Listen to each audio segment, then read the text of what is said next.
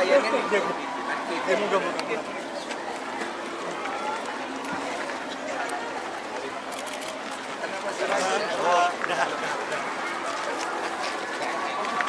sudah disediakan dan ceker.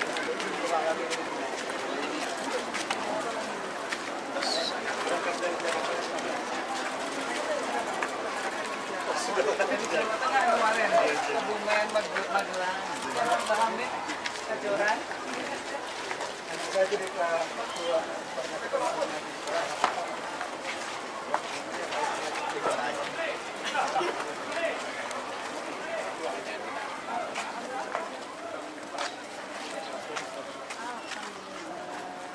masih belum selesai.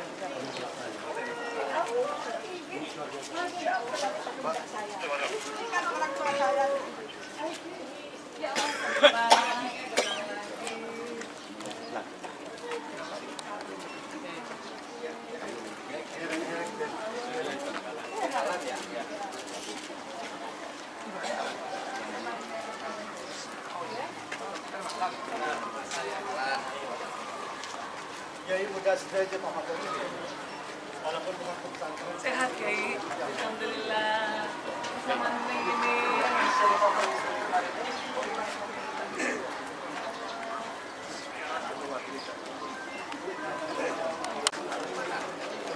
tidak makan dianggap tidak menghormati tuan rumah. Saya pagi ini udah 3 kali di hotel udah 4 kali sarapan. Tapi tradisi pesantren sama jam siang.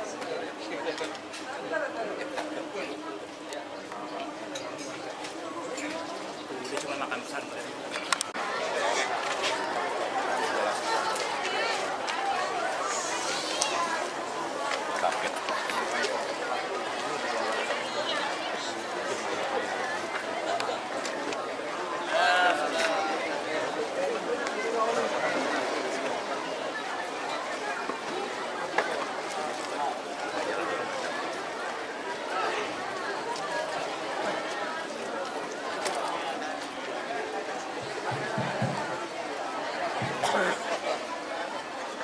Alhamdulillah Bapak Prof. Mahfud MD sudah di tengah-tengah kita dan menuju panggung kegiatan. Hadirin dimohon berdiri.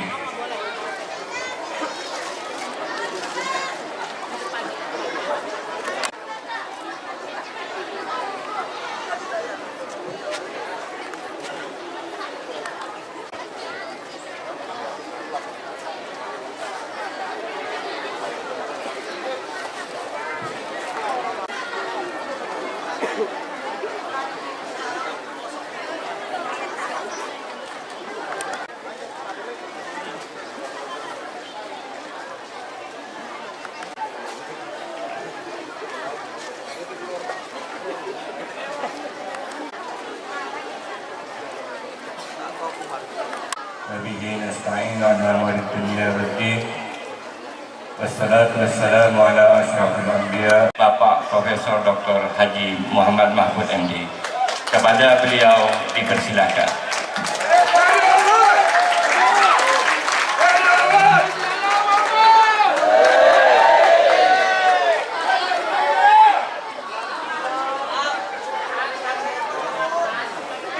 Assalamualaikum warahmatullahi wabarakatuh.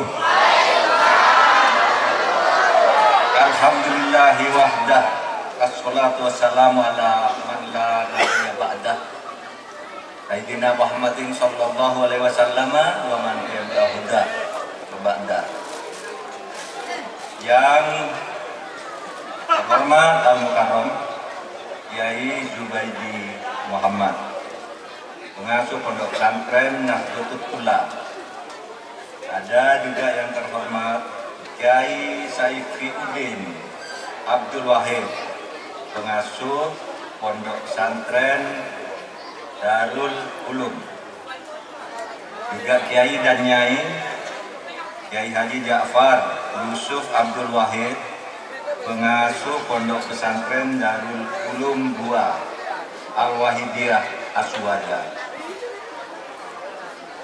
sahabat lama saya Kiai Haji Unais Ali Hisam yang tadi sudah memberi sambutan, pengasuh pondok pesantren Aswaja juga, Kiai Haji Alimuddin Jubaidi, Kiai Ahmad Khalid, Kiai Muhammad, Kiai Fauzan Zaini, dan Kiai Umar Panan yang tadi dari Kiai Fauzan Zaini dari pondok pesantren Karangturi, kemudian Kiai Umar Panan dan Kiai Abdul Qadir dari Bangkalan.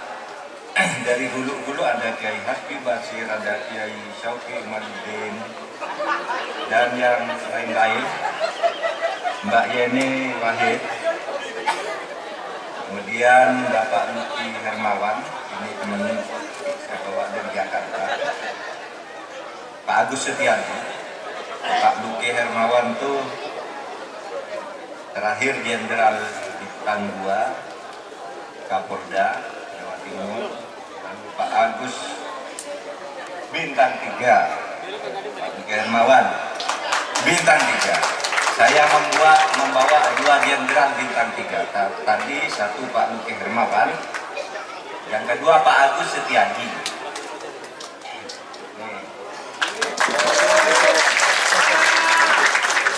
Jenderal Agus Setiadi ini terakhir adalah sekjennya Menteri Pertahanan Pak Prabowo Subianto. Sekarang bersama kami di sini ada Pak Imam Marsudi dan yang lain-lain dari Jakarta. Saya bawa. Saudara sekalian, visi dan misi tadi sudah disampaikan oleh Mbak Yeni Wahid sebenarnya. Saya tidak perlu menyampaikan apa-apa lagi. Itu yang akan kami kerjakan ke depan.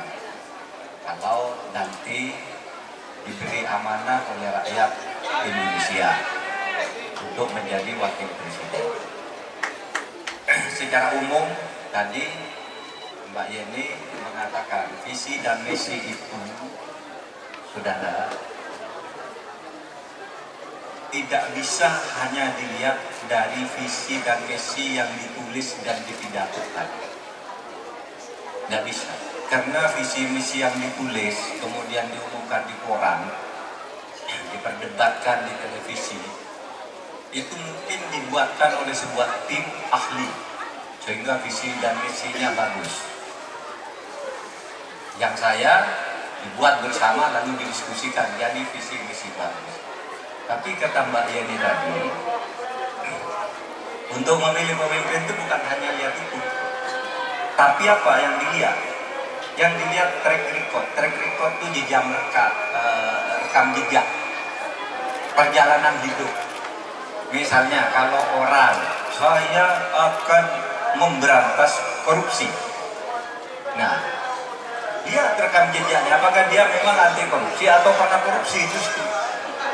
Tidak bisa orang pernah korupsi, selalu melakukan korupsi tapi belum diproses hukum, tidak ketahuan dan sebagainya. Tapi menimbulkan pergunjingan tentang penggunaan anggaran, berarti dia tidak pantas mengatakan dirinya akan memberantas korupsi. Saya akan menegakkan hukum. Tidak bisa kita percaya dia bisa menegakkan hukum, sebelum itu dia suka melanggar hukum,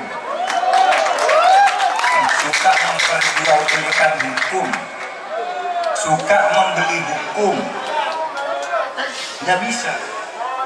Saya akan melindungi hak asasi manusia. Tidak bisa melindungi hak asasi manusia kalau masa lalunya berlumuran darah dengan pelanggaran hak asasi manusia. Saya akan hidup sederhana bersama rakyat. Tidak bisa kalau harga arlojinya saja 70 juta. Jaketnya 36 juta, sepatunya 37 juta. Gimana mau hidup sederhana bersama rakyat Madura misalnya? Nah, itu yang disebut rekam jejak. Jadi rekam jejak itu kalau dibaca tulisan bagus semua. Oh, memang dia dipilih ditulis bagus, tapi kita akan memilih orang itu harus rekam jejaknya yang bagus, yang punya pengalaman terbukti di dalam seluruh perjalanan hidupnya, di dalam melewati berbagai jabatan itu dia tercoreng, tidak tercoreng oleh perbuatan-perbuatan yang dilarang oleh hukum dan dilarang oleh moral, dilarang oleh etika. Nah itu yang harus kita perhatikan. Saudara, kata Imam Al-Ghazali,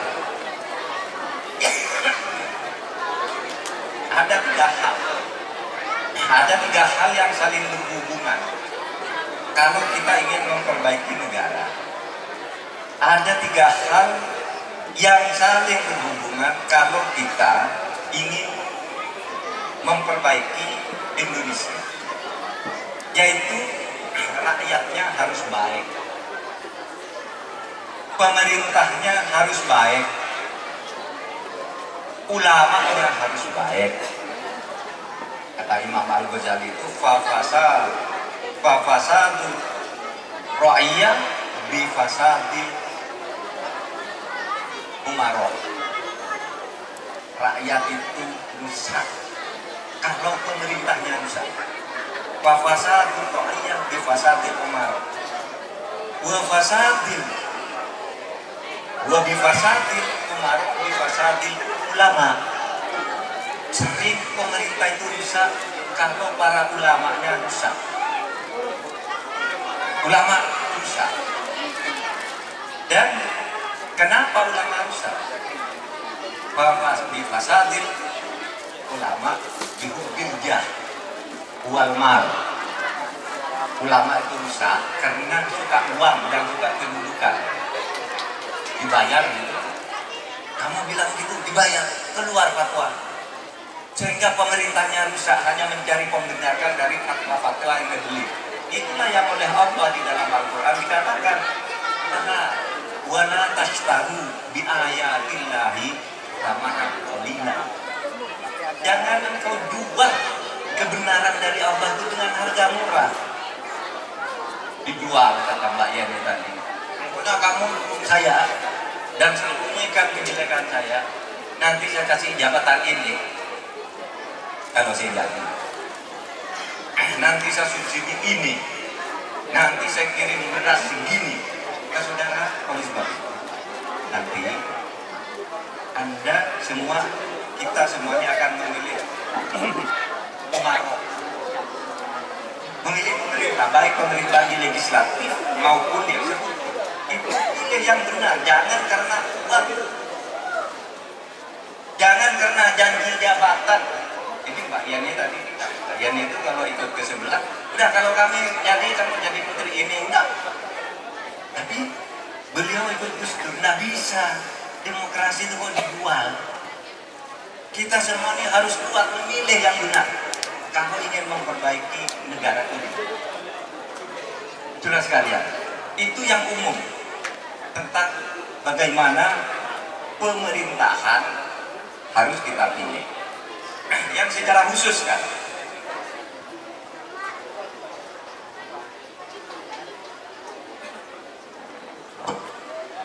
yang secara khusus sekarang, saya ini orang Madura, lahir di sini, di Omben ini. Saya lahir di Omben ini. Ayah ibu saya orang Pamekasan, orang Pelakpak Kegentenan. Tapi dulu waktu itu baru Indonesia baru merdeka itu, ayah saya itu bisa menjadi pegawai negeri di kantor pemerintah daerah, diletakkan di kecamatan, berpindah-pindah dari pertama Gentenan, ke Gantenan, lalu ke Galis, lalu ke Omben, lalu ke Pamekasan, Waru, terus ke Tanggeruk.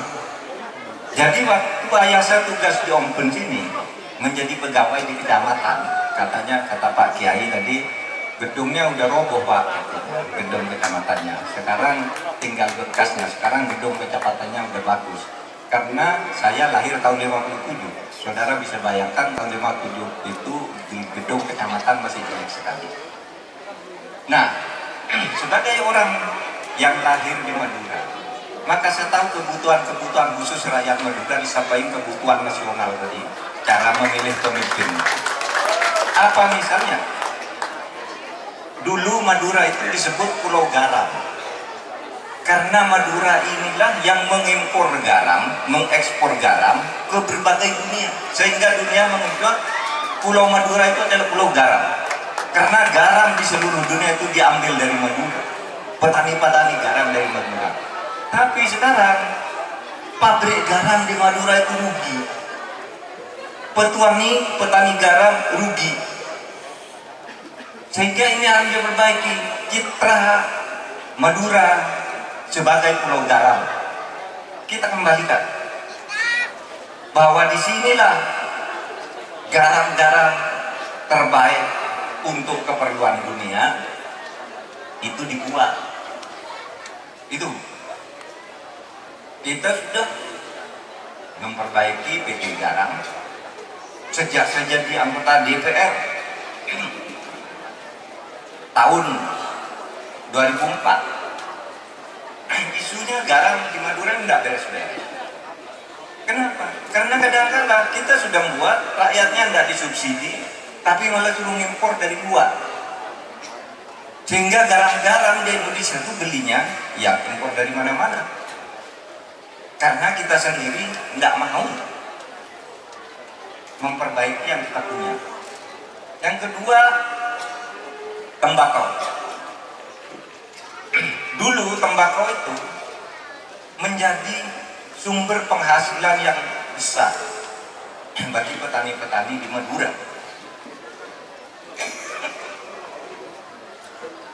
Maaf, saya batuk-batuk. Makanya alhamdulillah tadi dibantu oleh Mbak Yeni untuk menjelaskan biar tidak terlalu panjang. Ya, sudah tembakau. Tembakau itu menjadi alat permainan para tengkulak dan pabrik-pabrik besar. Ya, makanya. Terima kasih.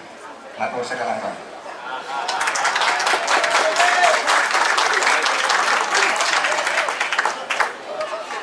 Harganya dipermainkan. Bahkan dibuat juga undang-undang bahwa tembakau itu berbahaya, dibuat undang-undangnya dan sebagainya. Lalu petani tembakau pada kolab di NTB, di Madura, di Temanggung.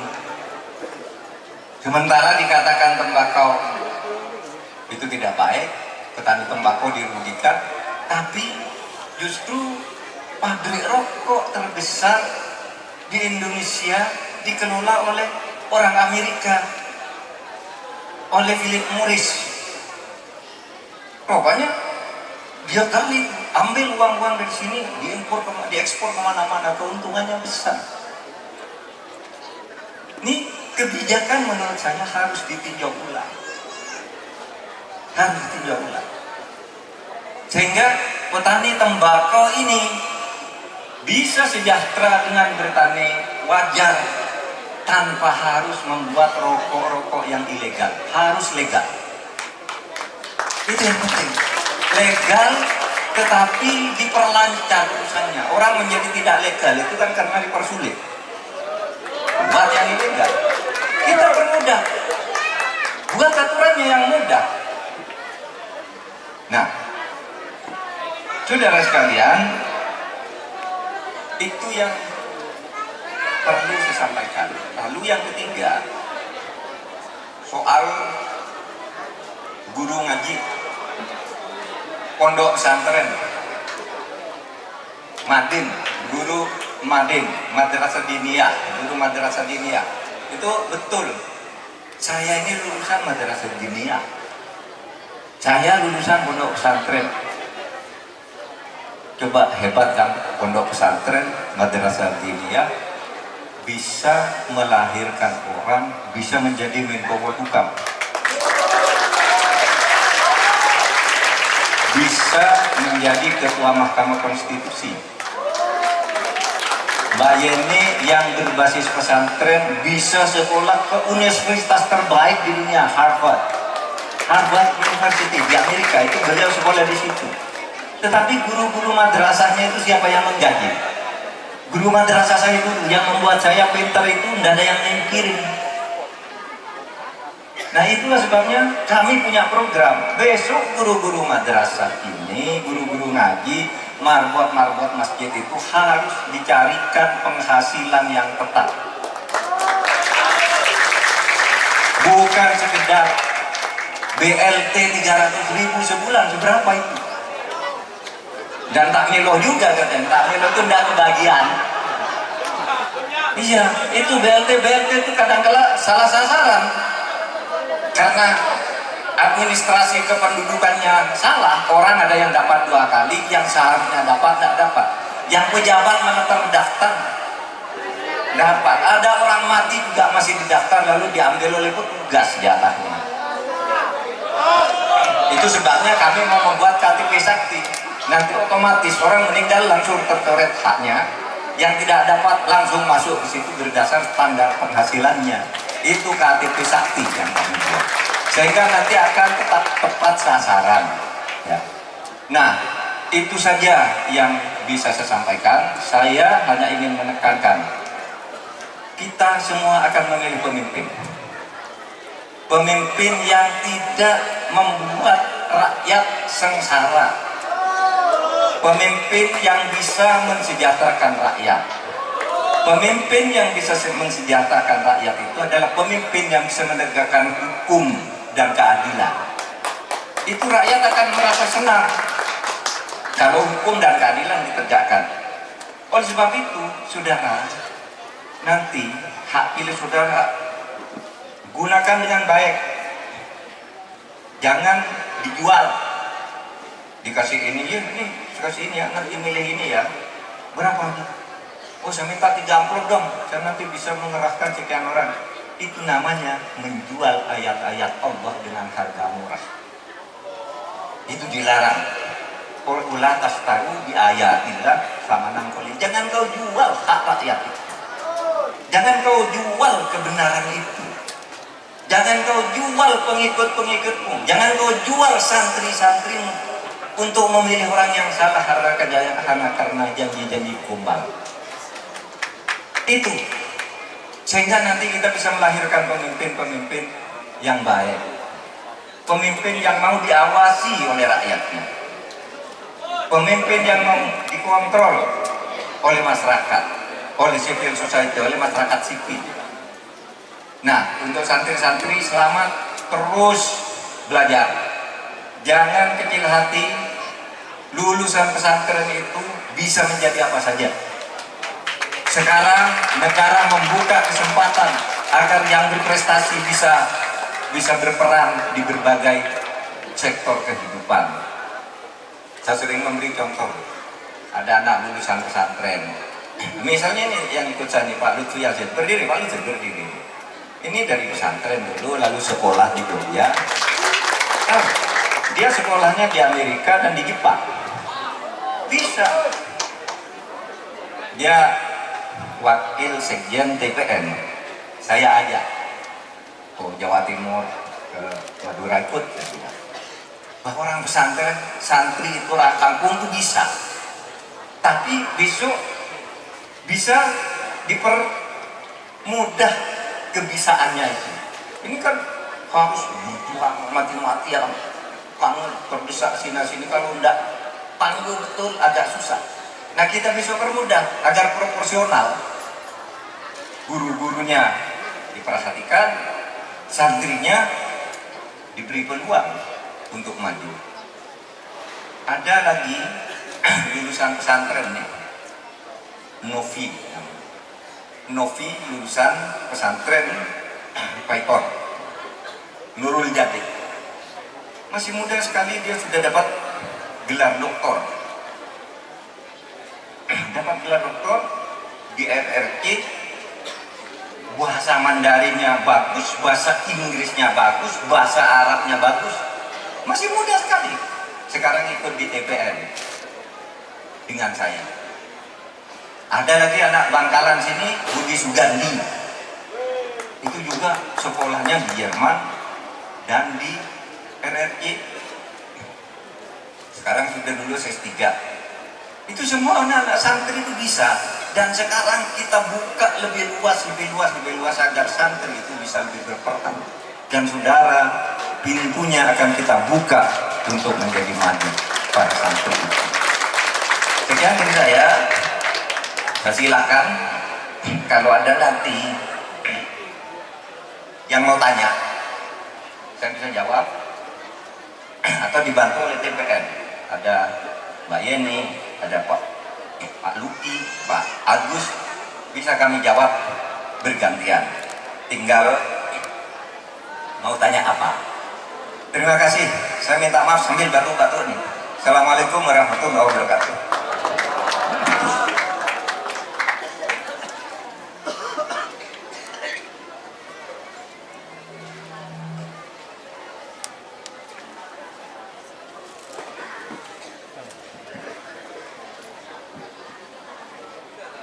Disampaikan terima kasih. Mari kita kasih aplaus kepada beliau. Sesi tanya jawab ini akan dibuka 4 penanya.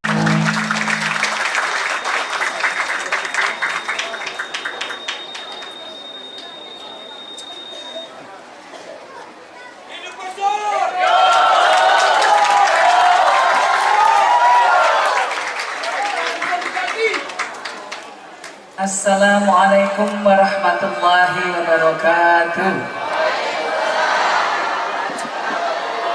Bismillah, alhamdulillah, salatu wassalamu ala rasulullah Sayyidina Muhammadin ibn Abdullah wa man tabi'ahu wa wala wa la hawla wa la quwwata illa billah.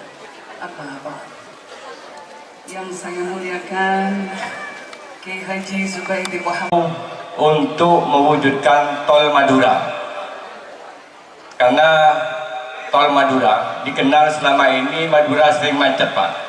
Sedikit-sedikit bangun jembatan sudah macet berhari-harian, sehingga beberapa akses menjadi lambat, dan tentunya ini untuk perkembangan kemajuan masyarakat di Madura juga berpengaruh. Kemudian pertanyaan kedua, kami persilakan Bapak Kiai. Pertanyaan ketiga nanti dilanjutkan ke Kiai sebelah kanan. Dari Pamekasan barangkali, dari Pamekasan sebelah kiri nanti dipersilakan. Baik, kami persilakan.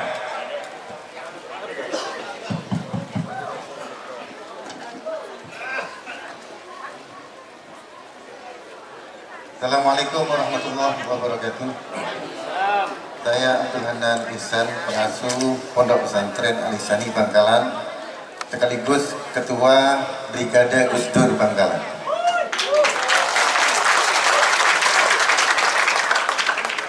Saya ini merasa bangga, kesempatan itu tidak datang 2 kali. Hari ini kita mendapat keajaiban warga Madura menjadi calon wakil presiden. Kalau saya bisa mengatakan hukumnya adalah bagi yang tidak berkewajiban di partainya masing-masing, yang tidak terikat dengan partai, wajib memilih warga Tretan TV. Dan kepada subscriber saya ini, hari ini saya sudah berdiri di depan Pak Mahfud. Berarti saya mendukung penuh Profesor Dr. Mahfud MD. Ada pertanyaan, Prof, apa sih kunci suksesnya? Kok bisa? Ini manusia langka, yudikatif, legislatif, eksekutif. Bahkan sekarang menjadi puncaknya eksekutif. Kok bisa menggabungkan kesemuanya dalam satu kehidupan ini? Dan ada pertanyaan lagi, begini, di zaman penjajahan Belanda, kita ketika dipimpin oleh penjajah, imigran luar, bukan imigran, penjajah dari luar, kita mempunyai rel kereta api di Madura ini. Apakah mungkin diwujudkan nanti rel kereta api ketika nanti dipimpin oleh putra bangsa sendiri, terutama putra Madura? Tuh. Yang ketiga, ini ada titipan juga dari teman sekaligus, karena banyak pertanyaan saya titip aja Kiai katanya. Prof Mahfud katanya banyak isu diisukan sekarang ini dijadikan ban serep katanya. Nah ini perlu ditanggapi mumpung ada di banyak audien yang hadir. Dan yang terakhir, boleh. Enggak, saya pernah satu kali Prof. Saya pernah ngomong-ngomongan bicara santai dengan salah satu pejabat tinggi di Pertamina. Madura ini selama ini diisukan tanah gersang, tidak bisa ditanami, tetapi sebetulnya Kiai, kalau Anda tahu data-datanya, Madura itu sumber daya alam migas. Apakah mungkin kelak Madura berdiri sebagai Provinsi Madura? Terima kasih. Assalamualaikum warahmatullahi wabarakatuh.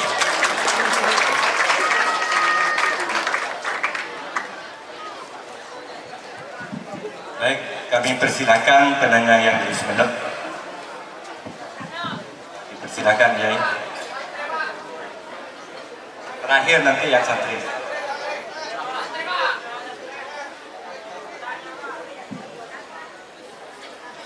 Assalamualaikum warahmatullahi wabarakatuh. Saya Rifki dari Sumeneb. Pertanyaan saya satu saja. Kira-kira untuk jabatan Bapak Wakil Presiden mendatang ini, saya yakin sudah menang Pak, bisa menjadikan ONH itu murah dan tidak terlalu lama antrinya. Terima kasih. Terakhir, Malong Todus Mon Ganjar Mahfud kalah manjar menangah. Amin Allahumma. Assalamualaikum warahmatullahi wabarakatuh.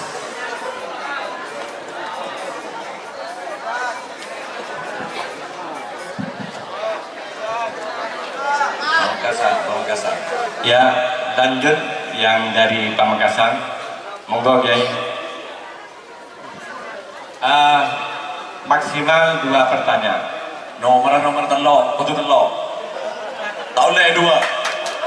3 pertanyaan. Ya, 3 pertanyaan silakan. Monggo.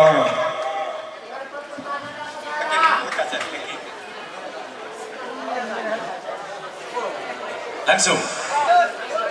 Assalamualaikum warahmatullahi wabarakatuh. Pak Masbud tak langkong jak matu lagi. Tahun ninja bahasa Polan Kiai Askes. Mon ka ihsan gede banyak subscriber dan guna tadi subscriber. Polan Kiai Askes. Situm Pak Masbud. Nomor situm pertanyaannya. Banyak jagan-jagan Makassar bagian pengusaha rokok takok. Jadi ya Pak Masbud kita jadi presiden lah banyak tangkap apa boleh pas jadi presiden wakil presiden itu ada yang mau tangkap monon loh mas itu.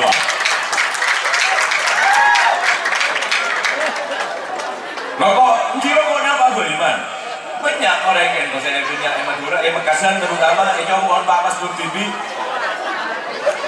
Pak banyak orang takok kompeten. Boleh banyak rokok saya larang juga ya. Tinggal majar larang tak majar ditangkap wah. Hari yang pun Pak Masbud ke wakil presiden ya kita ada di banyak tangkap orang-orang di atas atau lewat kiri ya parokan yang modus di sini wah. Oke, nomor 2 tuh ya. Nomor 2 Pak Masbud sama orang tak langkong bagian Kiai Askes nih ke Pak Masbud makin nih kepusan di capuk pupuk mulai Madura ke Tundal tembian Pak oke capuk jadi makin banyak santri banyak Kiai iyo tanyain capuk ben rakyat ben masyarakat sanika. Jadi dak remeh cabut nega mak pas salbut mangken mereka ka badan nang petani-petani. Apa tahu di panca mereka mun tadak cabut Pak. Eki. Ya. Eki kan lestari singgung gelak mun dulu madrasah benar mah. Pak Mas Eki. Eki. Nomor telok. Oke. Banyak dari pesantren-pesantren Akademi Nahdlatul Tulab, Darul Ulum, Elau, Etengah, karinto potensi, kangkui abadi perguruan tinggi, sekolah tinggi. Sekarang itu, kangkui janji juga Pak Mas Bud dan sambutan mensejahterakan santri. Yo, polamun pendaftaran usaha Pak Askes Pak. Kangkui sekolah tinggi, lagi sepakat lagi. Oke, aku yang sekolah tinggi pesantren kan tuh repot ya Pak, usahanya di Dumono melihat melarang surat izinah. Tuan yang kata ti, kiai kamu boleh jadi Dumono melihat pajak yang kamu jangan memang gak ada sehari. Jadi bisa sekat ibu Pak pun kayak skes, tak mendem sama nikah. Jadi jangan larang pun guna daftar perguruan tinggi menikah. Sama nikah lagi. Itu. Jadi pertama bab pengusaha rokok Emekasen, nomor 2 cabut, nomor 3 dimudahkan perguruan tinggi menika pendaftaran lagi. Kalau apa? Bahasa Madura yang pun kento beda request jawabnya waktu bahasa Madura yang orang lain bisa tak tahu ya bahasa. Iki abdina terlalu terkenal. Pertama mohon dibantu pencerahan informasi Neng terkait berita yang berkembang atau yang sering muncul di medsos. Sejauh mana sebenarnya pernyataan salah satu paslon di Pilpres yang saat ini, bahwa salah satu paslon itu menyebut beliau itu suatu saat membawa nama Gus Dur, katanya akan menjadi presiden di saat tuanya. Ada itu berkembang di masyarakat. Saya pikir Neng Yeni bisa menjelaskan ini sehingga orang tidak terjebak dengan bahasa-bahasa dan ungkapan yang semacam begitu. Katakan seperti itu, saya katakan itu dari Bapak Prabowo atau dari tim pemenangannya, bahwa Prabowo akan menjadi presiden di saat tuanya. Nah ini mungkin perlu disampaikan oleh salah satu putri beliau sendiri. Itu yang ke Neng Yeni. Kepada calon wakil presiden kita yang insya Allah semoga ditakdir oleh Allah Subhanahu Wa Taala. Pertanyaannya sederhana Pak.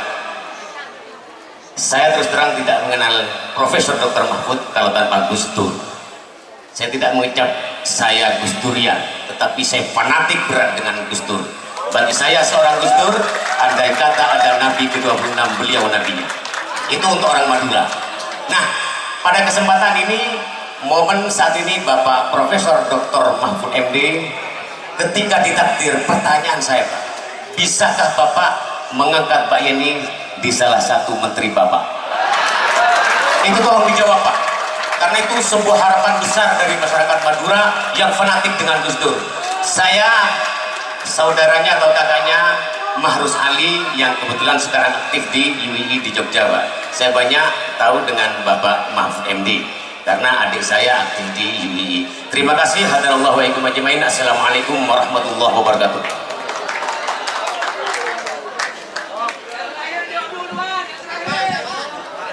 Sementara 5 pertanyaan dulu untuk dijawab oleh Prof. Mahfud.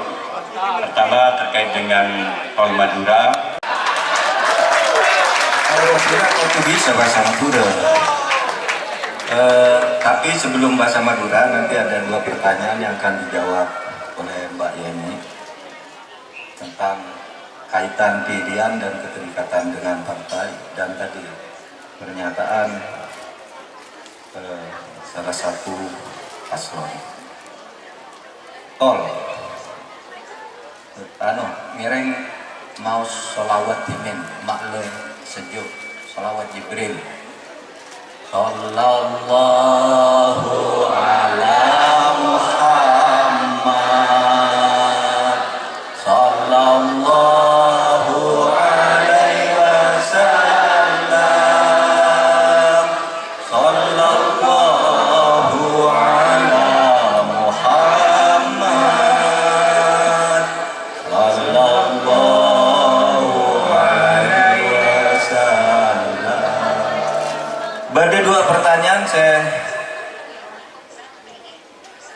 substansinya padat.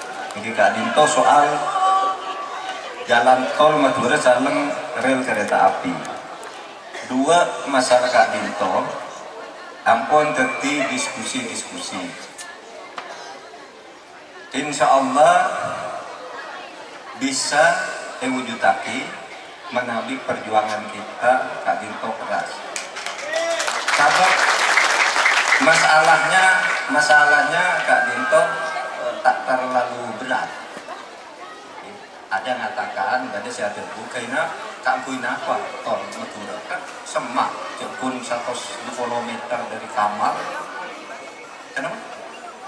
120 kilo dari kamar ke Bengkalan, ke Sumenep, ke Ujung Timur itu kebaik. Kenapa jalan tol Kak Dinto? Berarti saya ada bu ketika Dinto, tapi terus diskusi. Bada juga soal kereta api. Nalika dan kau lagi kayaknya lama. Ini menabi perjalanan dari Makassar ke Sampang, dari Makassar ke Bengkalan. Itu naik kereta api. Dari kenapa dari Gurem nih, stasiunnya Gurem sampai ke Bengkalan, naik kereta api. Ya kereta apinya ya pelan-pelan aja dulu. Kadang-kala kereta api tidak berhenti, tak ambu kan toh, kan saking pelannya kereta api kan toh, orang bisa naik sambil nabung naik ke jalan. Nah, berarti semakin usung Kak Dinto peninggalan zaman Belanda. Saya yang kuila abik, mak semakin tekau dipoleh. Nah, Kak Dinto juga terjadi diskusi. Apa yang didiskusikan mendalam neng masyarakat, kelompok-kelompok masyarakat Madura. Ada situ grup WA namanya Kaangkui Madura. Nah, itu diskusi soal jalan tol di situ. Neng grup WA Kak Dinto ada jenderal si aktif, ada profesor, ada aktivis LSM diskusikan soal jalan tol Madura sekarang rel kereta api. Tapi kenapa bayi saya menjadi aspirasi? Itu bisa dipenuhi. Sabab kan itu memang tugas pemerintah untuk memenuhi kebutuhan rakyat. Pada saat sekarang pesantren mau mendirikan perguruan tinggi, itu sudah banyak pesantren saya agak perguruan tinggi. Dalam sebulan terakhir kan itu Abdina Ampon bisa membantu mengeluarkan 2 pendirian universitas untuk 2 pondok pesantren. Itu kira-kira 2 minggu tak pongkor Kak Dinto SK Menteri Mendiknas tentang pendirian Universitas Anukoya. 2 mingguan ini kan keluar. Lalu seminggu sesapan Kak Dinto artinya juga ikut membantu Universitas Darussalam di Pondok Pesantren Blok Agung Banyuwangi, Universitas Darussalam. Itu bisa, ini kan panjenengan menabi pesantren mau mendirikan perguruan tinggi. Itu tidak perlu seorang wakil presiden. Mahfud belum jadi wakil presiden aja bisa membantu. Dan wakil presiden tugasnya lebih besar lagi. Kalau gitu-gitu gampang tuh. Yang penting administrasinya udah punya ilmu prodi apa saja yang mau dibuka. Dosen tetapnya sudah berapa? Lulusan S2 dosennya berapa yang mau menjadi dosen di sini? Gedungnya ada berapa? Perpustakaannya yang tersedia seperti apa? Itu sudah dinilai semua boleh keluar. Cuma kalau memang belum ada, lalu tiba-tiba minta dirikan universitas, syarat-syaratnya belum dilampirkan, tentu tidak bisa. Harus ada juga badan hukumnya, ada tanahnya, dan seterusnya. Nah, Kak Dinto, kunci sukses. Iya, banyak yang tanya. Banyak saya tanya, Pak Mahfud, sampean nih katoran nasera, bisa jadi pejabat dari Madura. Nampak katoran anak yang arok yang gitu. Pokoknya kunci sukses itu pertama bekerja keras, berdoa. kata pepatah Arab itu la yang taqil majda man lam yarkabil haqor wala yanalul ula man taqaddamal habar. Tidak akan pernah sukses, tidak akan pernah sukses siapapun ini, para santri siapapun atau siapapun tidak akan pernah sukses kamu semua kalau takut menghadapi tantangan, takut bekerja keras, takut menghadapi risiko. Itu tidak akan ada orang sukses, orang penakut. Wala yanalul ula man taqaddamal habar. Dan tidak akan pernah menduduki kedudukan terhormat siapa yang sebelum berbuat sudah menyatakan khawatir. Wah, nanti saya tidak bisa. Wah, nanti saya gagal. Wah, nanti saya tidak punya uang. Wah, nanti ini, nanti itu. Tidak akan pernah terhormat.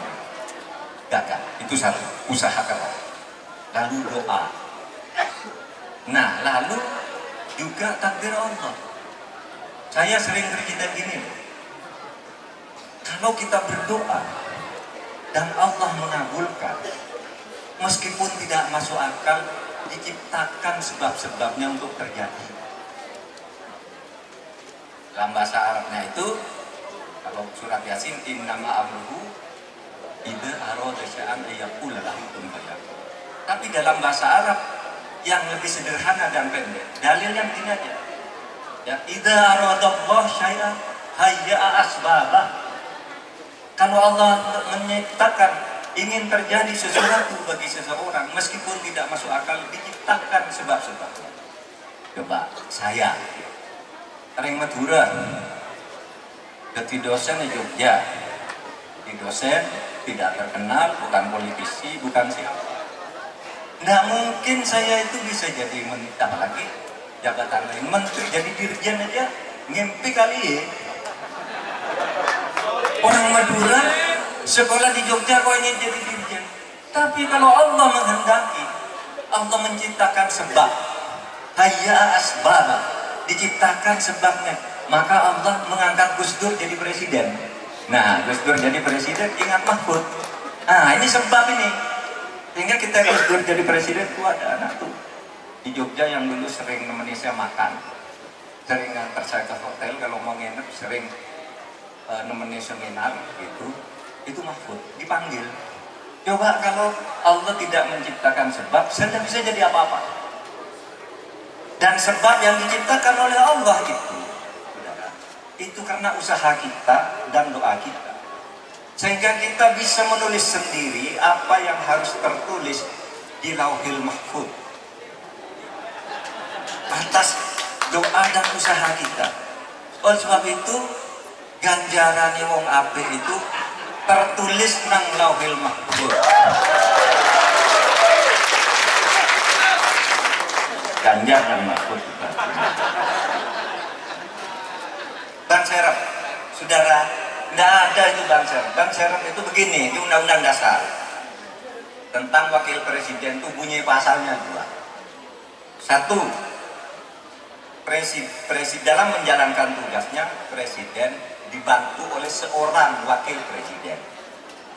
Artinya dibantu itu artinya punya tugas. Tugasnya apa? Bersama. Dibicarakan dengan Presiden. Yang jadi ban serep itu hampir tidak ada. Pak Hatta bukan ban serep, Pak Trisno bukan ban serep, Pak Yusuf Kalla bukan ban serep, semua aktif bisa. Ya, karena dibantu oleh Wakil Presiden. Sama dengan Menteri. Menteri itu kalau menurut tadi pasal 6 ya, dalam menjalankan tugas Presiden dibantu oleh seorang Wakil Presiden. Kalau menurut pasal 17 Presiden dibantu oleh Menteri Negara. Jadi Presiden dan Menteri Negara itu sama-sama, Wakil Presiden dan Menteri Negara itu sama-sama pembantu Presiden. Cuma kalau Wakil Presiden itu dipilih oleh rakyat, Menteri itu diangkat oleh Presiden. Nah, kenapa disebut ban serep? Itu hanya ada pasalnya sendiri. Kalau Presiden mangkat atau berhalangan tetap, kedudukannya sebagai Presiden diganti oleh Wakil Presiden sampai habis masa jabatannya. Jadi ban serep itu hanya untuk kalau Presiden berhalangan tetap, meninggal, sakit permanen, hilang, atau menjadi sinting gitu kan. Dia kan waktu jadi Presiden dulu orang waras, kok sekarang sinting. Nah itu tidak boleh syarat lagi, diganti oleh Wakil Presiden. Asal dokter menyatakan itu tidak boleh syarat lagi. Itu arti ban serep. Arti ban serep itu hanya kalau presiden berhalangan. Tapi kalau tugas bukan ban serep. Dan itu sudah saya bicarakan, Pak. Kita wapres jangan jadi ban serep, diberi tugas khusus. Di bidang apa? Di bidang korupsi dan penegakan hukum. Pemberantasan korupsi dan penegakan hukum. Itu tugasnya yang sudah kami sepakati, dan pembangunan demokrasi. Nah, bisa enggak tuh Madura jadi provinsi? Menurut undang-undang bisa, tapi syaratnya harus ada 5 kabupaten kota. Sekarang baru ada 4. Itu syarat undang-undang. Oleh sebab itu, ya dibentuk dulu 1 kabupaten lagi atau 1 kota. Kota Sampang dan Kabupaten Sampang, Kota Pamekasan dan Kabupaten Pamekasan. 1 aja bisa. Nah, kalau itu sudah dibentuk, lalu ada ketentuan undang-undang. Setelah 1 daerah punya 5 kabupaten, diberi waktu 7 tahun untuk membuktikan bahwa dia bisa menjadi provinsi. Jadi tugas kita tuh kalau mau jadi provinsi, 1, mari kita bentuk kota dulu dah, atau kabupaten kepulauan yang selama ini itu sebenarnya dijadikan satu kabupaten besar. Lalu sesudah itu dibentuk, nunggu 7 tahun dulu, dilihat ini mampu enggak nih untuk jadi provinsi. Nah, kalau sudah 7 tahun oke, memenuhi syarat, baru mendaftar. Prosesnya 3 tahun. Oleh sebab itu tidak usah nunggu provinsi, sekarang aja bekerja, gunakan sumber daya yang ada. Ya, soal provinsi nanti kita proses pelan-pelan. Apa betul di Madura ini kayak? Madura ini punya sumber daya alam migas yang luar biasa, dari pantai Sumeneb sana sampai ke Bangkalan yang sudah dieksplorasi, malah Bangkalan yang sebelah sana dekat Bangkalan Gresik yang menikmati. Madura ini belum dimanfaatkan. Nanti mari kita proses agar ini sumber daya alam yang ada di laut-laut migas yang luar biasa banyaknya, konon tidak kalah dari Brunei Darussalam. Brunei itu negara kecil, padang raya luar biasa karena sumber daya alamnya dikelola. Kita sekarang Madura memang kelola untuk kedepannya. Saudara sekalian, cuma kalau mau jadi provinsi itu masih ada aturan lagi. Sekarang sedang moratorium. Jadi syaratnya harus 5 kabupaten, 7 tahun lalu mendaftar. Apakah bisa mendaftar sekarang? Kalau sudah belum tentu sekarang, karena ada moratorium. Pemekaran daerah sementara ini dihentikan. Itu semua nanti kita lalui. Oh, karena Madura. Pak Rifki, bisakah UNH murah dan tidak terlalu ramah antrinya? Kita usahakan. Karena begini, Arab Saudi itu memberi kuota setiap negara itu 1% dari jumlah penduduk setiap tahun. Kalau Indonesia yang jumlahnya 250 juta, berarti kan hanya 250.000. Sementara yang daftar udah jutaan. Kadang-kala Arab Saudi itu memberi kuota mendadak, sudah selesai, biayanya ditentukan, tiba-tiba presiden diberitahu oleh Arab Saudi, ayo Indonesia ini pakai 10.000 lagi datang. Tapi memang jatahnya 1%, sehingga dari Indonesia itu banyak yang tidak tertampung.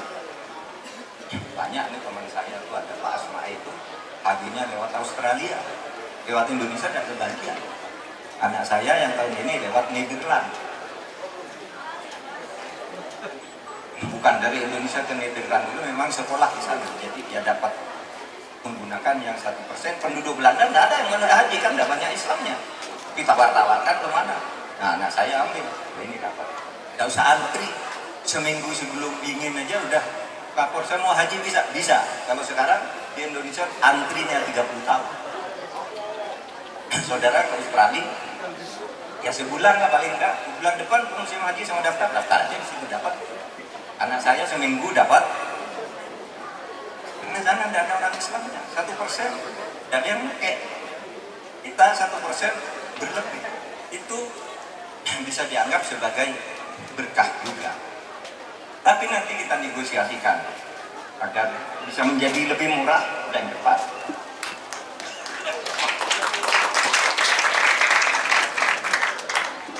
Aduh Pak Hamid dari Nabrak, Kang Pamekasan tuh banyak yang takut ditangkap karena rokok ilegal.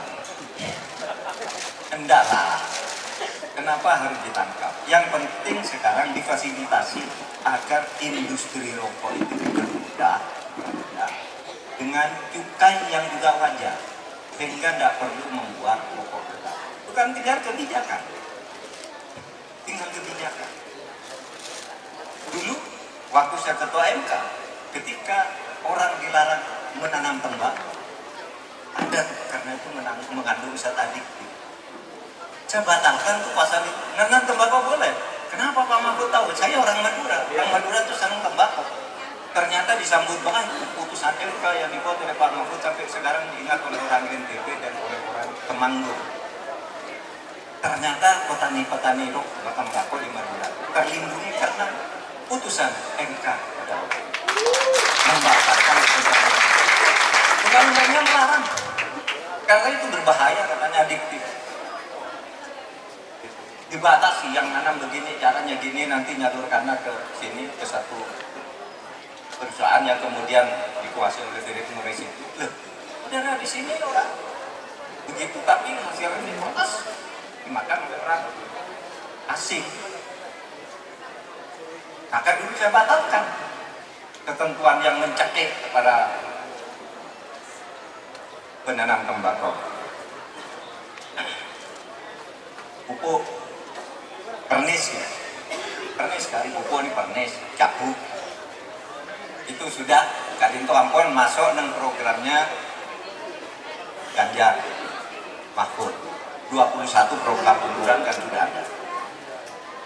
Mudah dan murah mendapat pupuk untuk petani sudah ada. Kemudian Pak Sofyan, pertanyaannya saya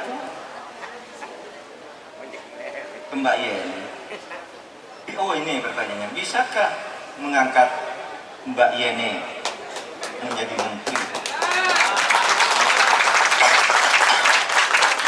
Bisa aja, menurut undang-undang kan bisa.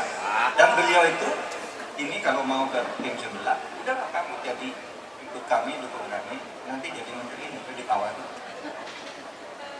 Tapi beliau lebih memilih perjuangan. Dan kita juga bisa menilai bahwa ini orang kaya. Nah itu ditawar-tawari. Dulu sudah hampir jadi. Beliau keliru sedikit aja, beliau pilihannya kurang cepat. Jadi menteri ini masih mikir-mikir, diputuskan karena dianggap tidak mau gitu, juga masuk kemarin. Sudah layak. Nah tapi nanti biar dijawab sendiri oleh Mbak Yeni tentang pilihan partai dan pernyataan paslon tentang mukasyafahnya Gus Dur tentang jabatan presiden. Terima kasih, saya kira sudah dijawab semua. Assalamualaikum. Sekelangkong, motor sekelangkong. Assalamualaikum warahmatullahi wabarakatuh.